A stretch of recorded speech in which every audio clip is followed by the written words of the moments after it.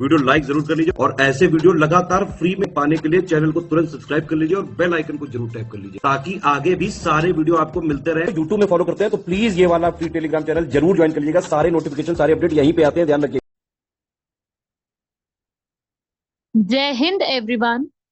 आज के इस वीडियो लेक्चर में हम लोग 3 अक्टूबर के करंट अफेयर्स को स्टार्ट करने वाले हैं। कल हम लोगों ने 2 अक्टूबर के करंट अफेयर्स, गांधी जयंती, लाल बहादुर शास्त्री जयंती, इन सब के बारे में पढ़ा था। आज हम लोग 3 अक्टूबर के इंपॉर्टेंट करंट अफेयर्स को देखेंगे। अगर आपको इसकी पीडीएफ भी चाहिए तो ये है हमारे नंबर्स। इन नंबर्स पे कॉल करके आप इजीली पीडीएफ को ऑब्टेन कर सकते हो। जरूरी है टेलीग्राम चैनल को ज्वाइन करना, क्योंकि जो भी चैनल की अपडेट्स होती है मैं वहीं पर ही अपलोड करती हूँ। तो अगर आप उसको ज्वाइन कर लेंगे तो आपको ही बेनिफिट होगा। कोई भी ऐसी अपडेट, कोई भी ऐसा करंट अफेयर आपसे मिस होगा ही नहीं। तो कोशिश कीजिएगा कि आप इसको ज्वाइन कर सके। चलिए बढ़ते हैं हम लोग हमारे आर्टिकल्स की तरफ। तो फर्स्ट है हमारा टोटो लैंग्वेज। बहुत बहुत जरूरी है और मैं बता दूं ये प्रीलिम्स के लिए जरूरी बनेगा। अगला है केयरिंग फॉर द ओल्ड। अब क्या है इसमें, केयरिंग में क्या करने वाले हैं उसके बारे में पढ़ेंगे।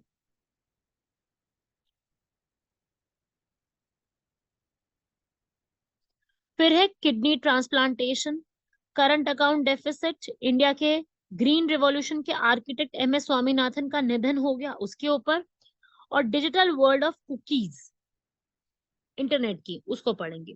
अब बात ये आई है कि एक कलकत्ता के प्रोफेसर ने ये बोला है कि मैं जो है टोटो लैंग्वेज पे काम कर रहा हूँ और तुरंत ही कुछ समय बाद आप सभी को टोटो लैंग्वेज के ऊपर एक डिक्शनरी मिल जाएगी। टोटो शब्द संग्रहालय के रूप में अक्टूबर 7 को ये रिलीज की जाएगी। भट्टका टोटो ने इसको कंपाइल किया है, भाषा संवाद ने इसको पब्लिश किया है। मिस्टर टोटो जो कि लिख रहे हैं, उनको यहाँ पर जो है पूरी तरीके से बंगाली नॉवल धनीराम टोटो ने लिखी है, उसके तहत किया जा रहा है। अब टोटो लैंग्वेज के बारे में आपको बता दूं, सुनो आप सब लोग। अब जो आपका प्रीलिम्स का एग्जाम होगा उसमें टोटो लैंग्वेज पे सवाल बनने के बहुत ज्यादा चांसेस हैं। ठीक है, तो इस तरीके से आप लोगों से ये वाला क्वेश्चन बहुत बहुत इजीली ये पूछा जा सकता है टोटो के ऊपर। अब टोटो भारत की खुद की लैंग्वेज नहीं है, साइनो तिब्बतन लैंग्वेज है, लेकिन भारत में बोली जाती है, माइनॉरिटी में है, बहुत कम लोग बोलते हैं लेकिन बोलते हैं। ठीक है, ये वाली जो लैंग्वेज है ना, ये ज्यादातर पता है कहाँ बोली जाती है, जो टोटोपारा वेस्ट बंगाल में रहते हैं, भूटान बॉर्डर के पास पड़ता है। अच्छा, टोटोपारा मैं आपको बताऊं कहाँ पे है, ये है जलपाईगुड़ी में। याद है जलपाईगुड़ी? आपने अगर वो पढ़ा है टॉपिक अपना, पॉलिटी के केसेस का टॉपिक पढ़ा है, तो बेरूबारी यूनियन केस पढ़ा होगा जिसमें ये बोला गया था कि preamble is not a part of constitution. तो ये वाली बात पढ़ी थी ना आप लोगों ने, बस ये वही है। वो बेरूबारी इस जलपाईगुड़ी में ही था। जलपाईगुड़ी के बारे में एक और फैक्ट मैं आपको बता दूं, यहाँ पर वेस्ट बंगाल का बेंच भी बैठता है, हाई कोर्ट का। वेस्ट बंगाल की प्रिंसिपल सीट जो है, प्रिंसिपल सीट का मतलब है मेन जो सीट है वो कहाँ पे बैठती है, कैलकाटा में, वेस्ट बंगाल की। लेकिन साथ ही साथ उसका बेंच भी बैठता है। बेंच कहाँ बैठता है, जलपाईगुड़ी में बैठता है। ठीक है, तो ये जलपाईगुड़ी डिस्ट्रिक्ट में पड़ता है। ये लैंग्वेज वहां पे ज्यादा बोली जाती है। मैं ये नहीं कह रही कि केवल वहीं बोली जाती है, पर ये टोटोपारा जगह का नाम है जहाँ पे इसको ज्यादा लोग बोलते हैं, इसलिए ये न्यूज में वहां पे ज्यादा रहती है टोटो। ठीक है, ये टोटो पीपल बोलते हैं। टोटो पीपल ट्राइबल ग्रुप है, टोटोपारा वेस्ट बंगाल में रहने वाले ये लोग हैं। अच्छा, यहाँ पे एक नदी भी बहती है, लिखेंगे अपने नोट्स में, नदी का नाम भी पूछा जा सकता है, टोरसा नदी। नदी का क्या नाम है, टोरसा रिवर।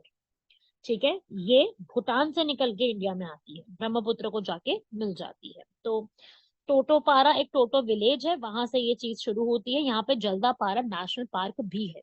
मतलब टोटोपारा पूरा बसा हुआ है जल्दापारा नेशनल पार्क के पास। कौन सा नेशनल पार्क, जल्दापारा। जलपाईगुड़ी, जल्दापारा, टोटोपारा, ये सब वेस्ट बंगाल के इलाके के नाम पड़ते हैं। यहाँ पे सबसे ज्यादा लोग जो यहाँ पे खाते हैं ना, वो मेन फूड वो खाते हैं यहाँ पर, राइस, मिल्क और कर्ड। सबसे ज्यादा ये चीजें यहाँ पे, और लिकर यहाँ पे बहुत कॉमन है। लिकर का यूज करना। यहाँ पे ज्यादातर लोग जो है ना बैम्बू हाउसेस में रहेंगे, थोड़ा सा ऊंचे एलिवेटेड बैम्बू हाउसेस होते हैं, ताकि कल को कोई भी इनके जो है प्रॉब्लम ना पड़े। नेचर की बहुत पूजा करते हैं ये सभी लोग, और ज्यादातर डिपेंडेंट रहते हैं एग्रीकल्चर के ऊपर। ठीक है भाई, तो इस प्रकार से ये टोटो के बारे में याद रखिएगा, ये एक अलग से ग्रुप है। और करीब करीब मैं इसका एक डेटा अगर आपको बताऊं तो करीब करीब 2000 लोग हैं जो इस लैंग्वेज को बोलते हैं। तो उसकी एक लैंग्वेज लाने की बात की जा रही है, क्योंकि ये वाली जो एक लैंग्वेज है ये बहुत ही एंडेंजर्ड है, इसको कोई जानता नहीं है। लैंग्वेज हमारी लूज होती जा रही है। तो यूनेस्को ने इस लैंग्वेज को क्या बोला था, क्रिटिकली एंडेंजर्ड। 1000 स्पीकर बोले थे इन्होंने, मतलब अराउंड विकिपीडिया पे 2000 स्पीकर आ रही है, तो हम 2000 से 2000 के बीच में मान के चलते हैं। तो कोशिश ये की जा रही है कि हम लोग इन लैंग्वेजेस को प्रमोट करेंगे। ये कैसी लैंग्वेजेस है, रेयर लैंग्वेजेस है। अच्छा, एक फैक्ट और मैं लिखवा दूं आपको, वैसे मैंने बताया हुआ है बट मैं यहाँ जोड़ के आपको लर्न करवा देती हूँ। रेयर लैंग्वेजेस के ऊपर, जो हमारी रेयर लैंग्वेजेस होती है उसके ऊपर ऑलरेडी जो है माइक्रोसॉफ्ट ने एक प्रोग्राम चलाया हुआ है जिसका नाम है प्रोजेक्ट एलोरा। क्या है वो, अजंता एलोरा वाली केव्स है ना जो, उसके नाम पे एलोरा है। वो एलोरा जो है यहाँ पर याद रखिएगा, ठीक है। इसको पूरे के लिए टोटो के लिए एक अलग से डिक्शनरी बनाई जा रही है टोटो लैंग्वेज के नाम से। ठीक है, इसके एग्जैक्ट स्पीकर्स नहीं है, कई जगह पे 1000 है, कई जगह पे 2000 है, कई जगह 1600 भी। सो टोटो के बारे में याद रखिएगा, इन्होंने बंगाली में बुक पहले लिखी है। टोटो ने, मिस्टर टोटो ने पहले बंगाली में एक बुक लिखी है, धनु टोटोर कथमाला। अभी यहाँ पर एक और डिक्शनरी लिखने जा रहे हैं। डिक्शनरी से फायदा क्या होगा, देखो डिक्शनरी से फायदा ये होता है कि आपको वो लैंग्वेज जो है वो जिंदगी के लिए याद रह जाए। ठीक है, लोग जिनको जिनको आती नहीं होती है वो भी इसको सीखेंगे, प्रिंट कराएंगे तो इजीली आपको लैंग्वेजेस में अवेलेबल हो जाएगी और कम्युनिटी को और इजीली यहाँ तक उसको मिल जाएगा। ये टोटो का कहना है।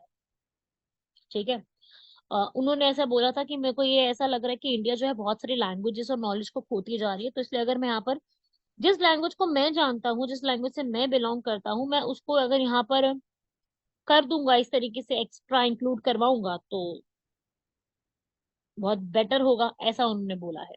धनीराम टोटो, टोटो के कल्चरल फादर कहा जाता है, इनको पद्मश्री अवार्ड भी मिल चुके हैं 2023। ठीक है भाई, चलिए भाई अगले आर्टिकल पे बढ़ते हैं, वो है केयरिंग फॉर द ओल्ड। अभी मैंने आपको कल की क्लास में कवर अप करवाया था कि यूनाइटेड नेशन जो पॉपुलेशन फंड है उन्होंने ये बताया कि इंडिया जो है वो 2050 तक आते आते सबसे ज्यादा उसके अंदर वो ओल्ड लोग हुआ करेंगे, डबल हो जाएंगे। तो यहाँ पर इनके लिए केयरिंग करने के लिए भी तो कोई हमें स्टेप्स लेने पड़ेंगे। आगे आने वाली एल्डर्स जो होंगे उनकी हेल्थ केयर डिमांड्स बढ़ेगी, उन हेल्थ केयर डिमांड्स को टेक केयर करने के लिए भी तो हम लोगों को स्टेप्स लेने पड़ेंगे। तो गवर्नमेंट यहाँ पर जो है इन सब के लिए अलग से मिनिस्ट्रियल कमिटीज बनाएगी जिसमें एल्डरली पीपल के ऊपर ध्यान देने की कोशिश की जाएगी। तो क्या अभी तक कोई ऐसा इनिशिएटिव नहीं है गवर्नमेंट की तरफ से जो हो रखा हो, तो हाँ है, ऐसा नहीं है, मैं नहीं कहूंगी कि नहीं है। 1999 में ओल्डर पर्सन के ऊपर पॉलिसीज आई थी, वो बात अलग है कि उतना ज्यादा उस पर ध्यान नहीं दिया जाता, उतना ज्यादा टेक केयर होता नहीं है। सिर्फ बोला जाता है कि हम टेक केयर करेंगे, ऐसे करेंगे, वैसे करेंगे। तो इस तरीके से मेन बात है कि इंडिया के कल्चर में बिल्कुल ऐसा पॉलिसी है, 1999 में आई थी। फिर उसके बाद ये वाला maintenance and welfare of parents act 2007 का आया था, जिसमें जरूरी है कि अगर बच्चे माँ बाप को अलग भी कर देते हैं तो उस केस में भी उनको मंथली स्टाइपेंड अपने पेरेंट्स को देना ही पड़ेगा। सीनियर सिटीजन यहाँ पर बच्चों से जो है ये डिमांड कर सकते हैं।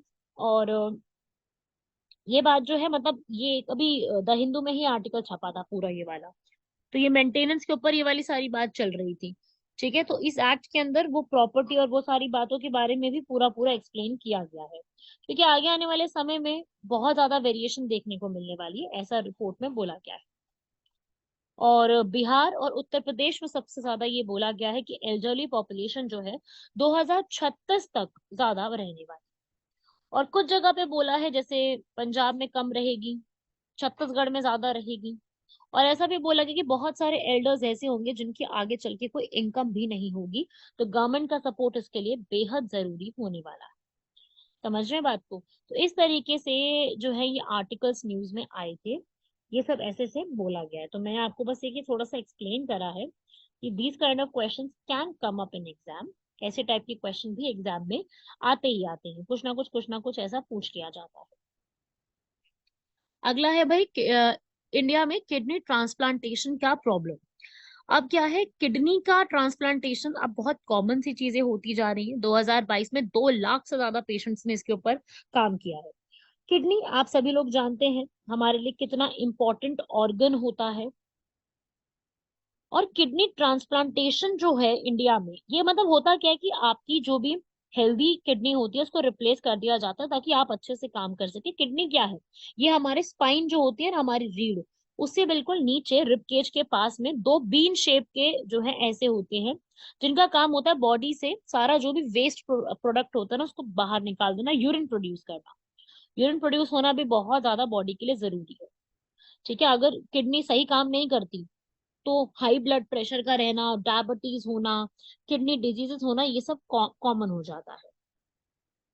अब इंडिया में क्या है, इंडिया में किडनी ट्रांसप्लांटेशन काफी बढ़ता जा रहा है, उसके ऊपर एक ऑर्गन डोनेशन का हमारे पास है भी। ठीक है, लेकिन इसमें कुछ रिफॉर्म्स करने की जरूरत है। ठीक है, बाकी कंट्रीज काफी ज्यादा अमाउंट में इसको जो है अच्छे से कर पा रही है, हम लोग सिर्फ मतलब 2 लाख से ज्यादा पेशेंट्स होते हुए भी हम लोग 7500 सिर्फ अभी तक कर पाए हैं, मतलब 3.4। जबकि बाकी कंट्रीज हैं यूएस से और अदर कंट्रीज, ये 20% से ज्यादा कैरी आउट कर पा रही है।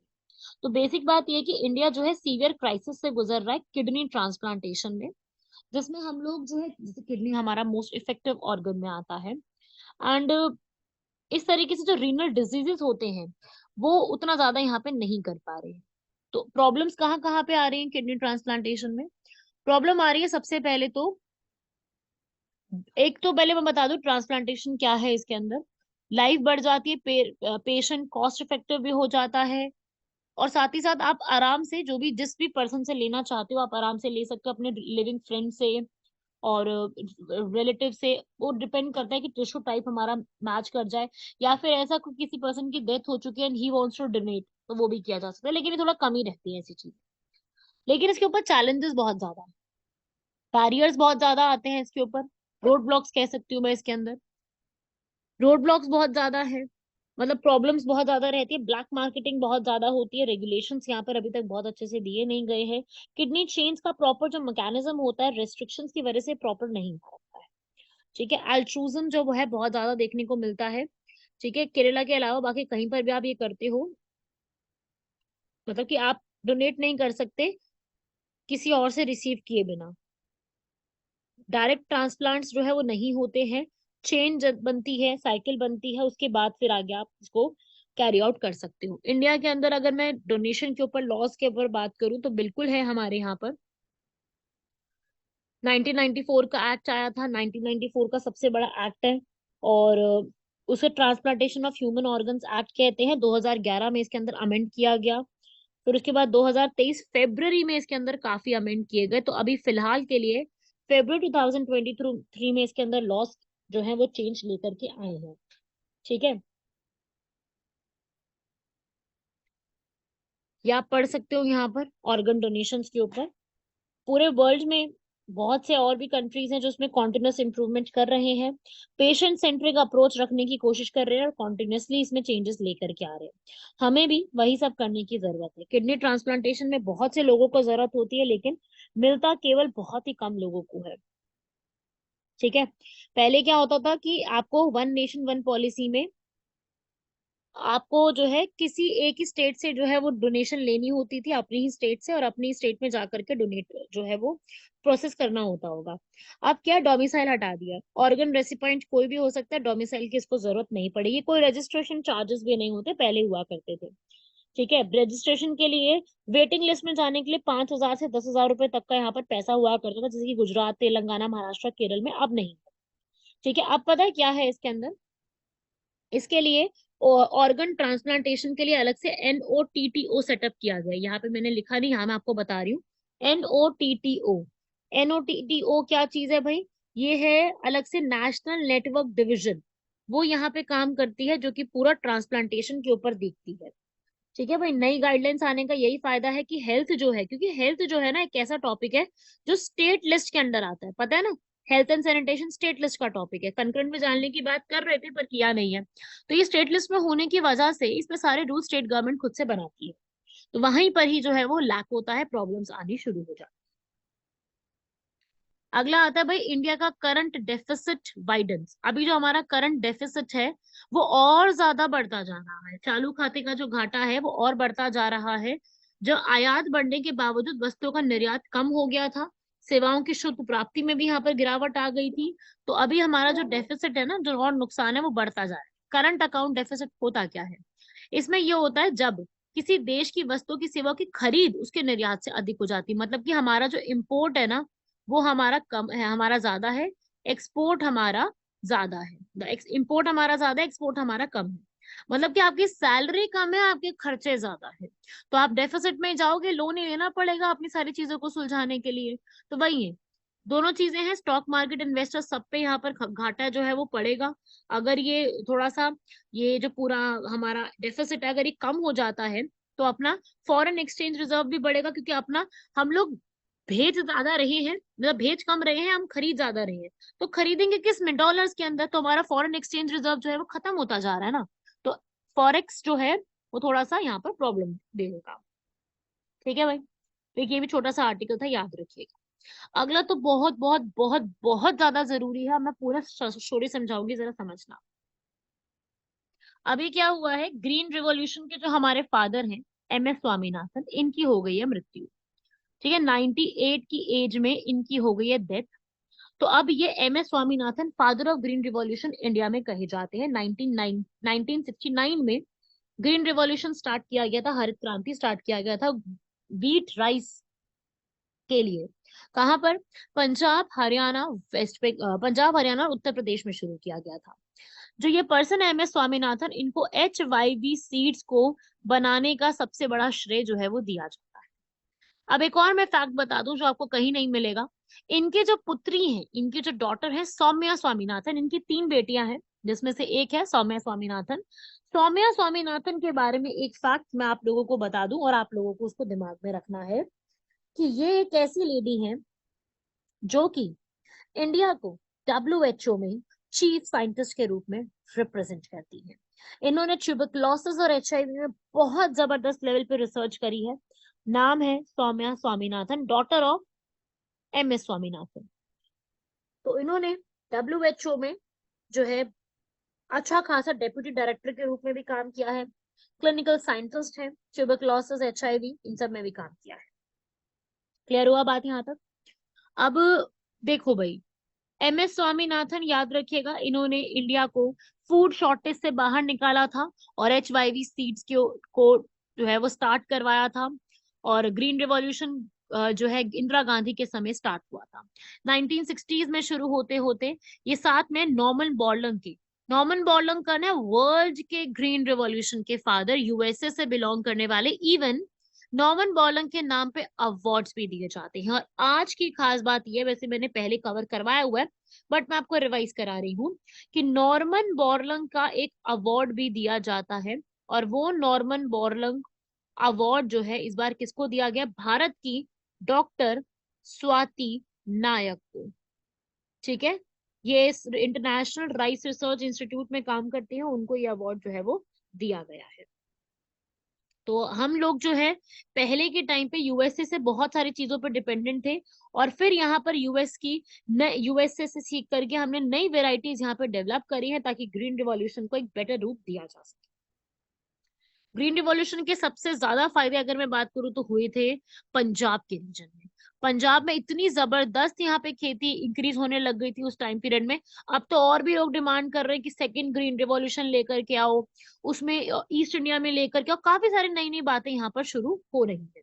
तो वीट की प्रोडक्शन स्टार्ट करने के लिए पूरा ये वाला स्टेप है, फाइनेंसिंग नहीं करनी है यहाँ पर, और नई इन्वेस्टमेंट्स करेंगे, नए इरिगेशन एरियाज में डेवलपमेंट होना शुरू हुआ था।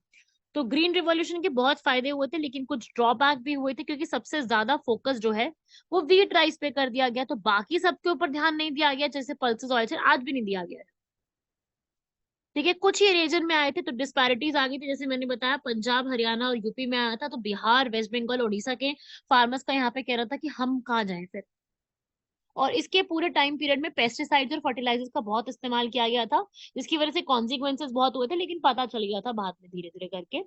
वाटर इंटेंसिव जो क्रॉप्स होती हैं, वाटर इंटेंसिव क्रॉप्स में की वजह को जो ज्यादा पानी पीती हैं, जैसे कि राइस, उसमें पंजाब में ग्राउंड वाटर की स्कार्सिटी होनी शुरू हो गई थी। ये नेगेटिव पॉइंट्स हैं इसके, सॉइल की क्वालिटी भी खराब होने लग गई थी। तो कुछ चीजें ऐसी थी जो नेगेटिव थे, लेकिन ओवरऑल इम्पैक्ट की बात करें तो ग्रीन रिवॉल्यूशन का इम्पैक्ट काफी वाइड और काफी बड़े रूप में, पॉजिटिव रूप में ज्यादा है। अगला आर्टिकल आता है inside the digital world of cookies.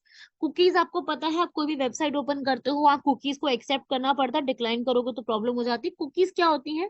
जो उस वेबसाइट से जुड़ी हुई छोटी छोटी फाइल्स को कलेक्ट करती है, जैसे वहां का लॉगिन पासवर्ड, आपने कब उस पर डेट और टाइम विजिट किया, वो कब विजिट कर रहे हो, क्या देख रहे हो उसके अंदर, यूजर की एक्टिविटी क्या है, वो सब कुछ कुकीज कहलाती हैं। तो वो कुकीज जो है ना, साइड में जो पकती रहती हैं, आपको एक्सेप्ट करते हो तो आप उसके ऊपर जो भी सर्च करते हो, आपने गए होगे ना आप, जैसे मान लो यूनेस्को की वेबसाइट पे जाओ, यूएन की वेबसाइट पे जाओ, वहां लिखा आता है एक्सेप्ट ऑल कुकीज, नीचे की तरफ आता है, तो आपको एक्सेप्ट करोगे तो आप अपनी सारी इन्फॉर्मेशन वहां शेयर कर रहे हो, तो उसे ही कहते हैं हम कुकीज। तो डिजिटल वर्ल्ड में ऑनलाइन एक्सपीरियंस में सारा डेटा कलेक्ट करने के लिए कुकीज बहुत ज्यादा हेल्प करती हैं, वही चीज है। ठीक है, तो वो सारी हमारी इंफॉर्मेशन को वहां पे स्टोर करती है, कहाँ से आया वो, मतलब पूरे सेट पीरियड ऑफ टाइम में सारी चीजों को वो स्टोर करके रख जाती है, इन्फॉर्मेशन सारी वहां लिखी होती है। लेकिन वही है कि अगर हमारा ऑनलाइन बिहेवियर वो देख रही है, मतलब कुकीज हमारी सारी इन्फॉर्मेशन को देख रही है, तो थोड़ा सा वही है कि डिजिटल प्रिवेसी हमारी हार्म हो जाती है। समझे ना बात को, कुकीज क्या है, सबने देखा तो होगा ही। ठीक है, तो वो वही डेटा होता है कि उसके लिए कोई रेगुलेशन और रूल्स नहीं बने हुए हैं, कोई डिजिटल पर्सनल डेटा यहाँ पे नहीं आता है, कोई यहाँ पर कंसेंट नहीं लिया जाता है, मतलब लिया जाता है लेकिन आपको एक्सेप्ट करना ही पड़ता है, थर्ड पार्टीज के फॉर्म में आपको एक्सेप्ट करना ही पड़ता है, तो यूजर प्रिवेसी भी हार्म होती है। तो इस तरीके से आपका ये पूरा आर्टिकल कुकीज के ऊपर। अब आज के हमारे क्वेश्चंस देख लेंगे। एसडीजी 2030 जो बात की गई है गोल्स के ऊपर, तो उसमें से पूछ रहा है कि क्या इसके अंदर गोल्स में ठीक लिखा हुआ है। ये जो है यूनाइटेड नेशन ने 2020 में, बिल्कुल गलत, 2015 में वर्ल्ड बैंक ने इसको अडॉप्ट करवाया था एसडीजी गोल्स, क्योंकि इससे पहले एग्जिस्ट करते थे एमडीजी, मिलेनियम डेवलपमेंट गोल्स, ये एग्जिस्ट करते थे 2015 तक, उसके बाद ये आए। उसके बाद बी पॉइंट बिल्कुल ठीक लिखा है, इसके अंदर ये सारे पॉइंट दिए गए हैं कि हमें गरीबी को समाप्त करना, ग्रह की रक्षा और प्लैनेट को प्रोटेक्शन करना, प्रोस्पेरिटी करना, ये करेक्ट है। इंडिया 17 गोल्स को टारगेट कर रहा है, गलत है। ठीक है, इंडिया यहाँ पर पहली बात तो 14 गोल्स को यहाँ पर भी टारगेट कर रहा है, तो सारी स्टेटमेंट गलत है बाकी। ऑप्शन डी भी इनकरेक्ट है। 7 डिस्ट्रिक्ट्स ने यहाँ पर गर्ल चाइल्ड मैरिज की प्रैक्टिस को एलिमिनेट कर दिया है, रॉन्ग है। अभी तक किसी डिस्ट्रिक्ट ने ऐसा एलिमिनेट नहीं करा है, चाहे ये है कि 18 से कम की उम्र में शादी नहीं हो सकती, पर फिर भी कोई डिस्ट्रिक्ट यहाँ पर इसको अचीव करने में सफल हासिल नहीं हुआ है। तो एसडीजी 2030 के जो हमारे गोल्स हैं, वो 2030 तक कंप्लीट करने के गोल्स हैं, जो कि बहुत बड़ी बात है, होने बड़े मुश्किल है। ठीक है भाई, तो ये था आपका क्वेश्चन। उसके बाद नेक्स्ट आएगा African union, because African union अभी न्यूज में है, क्योंकि G20 के अंदर उसको जो है ऐड करने की बात की जा रही है, G20 में इसको, G20 का one of the new member बनाने की बात कर रहे हैं, इसीलिए ये पॉइंट हमें न्यूज में देखने को मिल रहा है। ठीक है भाई, तो इसके अंदर फर्स्ट स्टेटमेंट और थर्ड स्टेटमेंट करेक्ट है, 2002 में G20 का फाउंडेशन हुआ था, लेकिन 45 मेंबर स्टेट इसके अंदर इंक्लूडेड नहीं है, ये स्टेटमेंट गलत दी हुई है। इसके अंदर 45 की जगह 55 मेंबर्स हैं, कितने हैं? 55। ठीक है, तो अफ्रीकन यूनियन के बारे में दिमाग में रखिएगा, 1.3 बिलियन ऐसे लोग हैं जो अफ्रीकन यूनियन का पार्ट है। और अफ्रीकन यूनियन अभी G20 का मेंबर बनने वाला है, बन ही चुका है, G21 इसका नाम हो जाएगा। अफ्रीकन यूनियन जो है वो असल में, मैं बता दूं आपको, असल में एक 1999 में एक डिक्लेरेशन आया था, लीबिया डिक्लेरेशन, तब ये डिसाइड किया गया था। 2001 में इसको डिसाइड किया गया हम बनाएंगे, और 2002 में फाइनली इसको यहाँ पर बनाया गया। देखो समझो, क्रोनोलॉजी दोबारा से समझो। 1999 में एक डिक्लेरेशन आता है, सर्टे लिबिया डिक्लेरेशन, जहाँ पे डिसाइड किया गया। फिर 2001 में जो है एडिस अबाबा, इथोपिया क्या है, वहां पे डिसाइड किया गया कि इसको हम बनाएंगे, और 2002 में एस्टैब्लिश कर दिया गया डरबन, साउथ अफ्रीका। ठीक है, तो इस तरीके से आया। और इससे पहले एग्जिस्ट करती थी ऑर्गेनाइजेशन ऑफ अफ्रीकन यूनिटी, उसको हटा के अफ्रीकन यूनियन के नाम से आ गया। तो अफ्रीकन यूनियन जो है इस तरीके से स्टैब्लिश होता है, जिसमें अफ्रीका अफ्रीका की सारी कंट्रीज, ऑलमोस्ट सारी, Egypt, Djibouti, Nigeria, Kenya, Somalia, Eswatini, Tanzania, Gabon, Zambia, Mozambique, South Africa, Tunisia, Libya, Lesotho, Seychelles, Sudan, Uganda, Gambia, Madagascar, Comoros, Ethiopia, Togo, Gabon, Rwanda, Ghana, Chad, Algeria, Nigeria, Burkina Faso को suspend कर दिया गया है। तो ये countries इसमें included है। ठीक है, तो आज का क्वेश्चन भी है ई वेस्ट। भारत में ई वेस्ट जो है, अमेजोन, फ्लिपकार्ट से आने वाला वेस्ट हो गया, वो इतना बढ़ चुका है। तो वही एक आर्टिकल है कि ये जो इलेक्ट्रॉनिक सेक्टर का वेस्ट आता है, जो ये प्रिंटेड बोर्ड्स आते हैं, ये सब कुछ आता है, इसको हम किस तरीके से रेगुलेट कर सकते हैं। जो भी इलेक्ट्रॉनिक इक्विपमेंट हो सकते हैं, लेड, कैडमियम, मरकरी, निकल, किसी भी प्रकार का हो सकता है, तो वो हम कैसे साफ सफाई रखते हैं। बहुत बहुत इंपॉर्टेंट है ये, यूपीएससी पॉइंट ऑफ व्यू से बहुत इंपॉर्टेंट है। और अगर आप तैयारी कर रहे हैं सीएपीएफ की, तब भी आपका ई वेस्ट के ऊपर एक आर्टिकल लिखने के लिए आ सकता है। तो ये आप लोग कंप्लीट कीजिएगा, इसको पढ़िएगा जरूर, इससे सवाल बन सकते हैं। ठीक है भाई, तो ये थे आप लोगों के इम्पोर्टेंट आर्टिकल्स आज के, कवर अप कीजिएगा इन सभी को। बाकी मिलते हैं आप सभी लोगों से नेक्स्ट लेक्चर में। तब तक के लिए धन्यवाद, शुक्रिया, जय हिंद।